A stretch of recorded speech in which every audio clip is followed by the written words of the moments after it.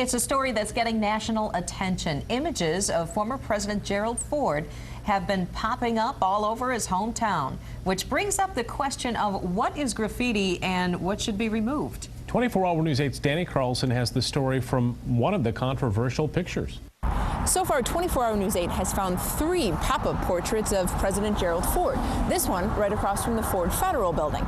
And they're leading people to ask just what makes the difference between graffiti and art. The portrait cement canvas is not in a museum, nor is it in the corridor of a gallery. It hangs, surrounded by trash and empty liquor bottles, in a different corridor, the corridor of I-196, with hundreds of cars passing right by it each day.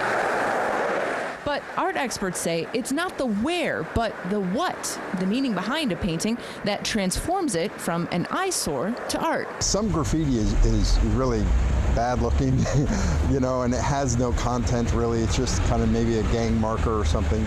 And then there's graffiti that's really beautiful. This happens to be graffiti that is good looking and has content. That content is why Kendall illustration professor David Gianfreddi says the spray-painted pictures of President Ford should be respected and not covered up, especially in a city like Grand Rapids that's known for its art. I don't see anything wrong with it. I think it should stay. I think they should leave it be. If it were art prize or something, they'd let that stand. Great choice by the graffiti artist, but it's got to come down. MDOT spokesperson John Richards says it's MDOT policy to get rid of graffiti. They spend a few $1,000s each year on that task.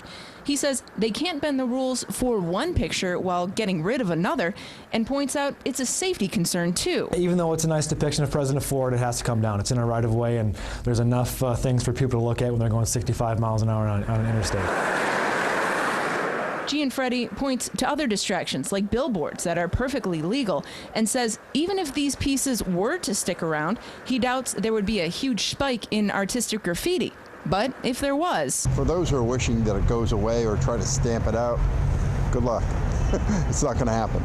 MDOT officials say the Ford pictures will likely be removed or covered up sometime within the next few weeks. In Grand Rapids, Danny Carlson, 24-Hour News 8.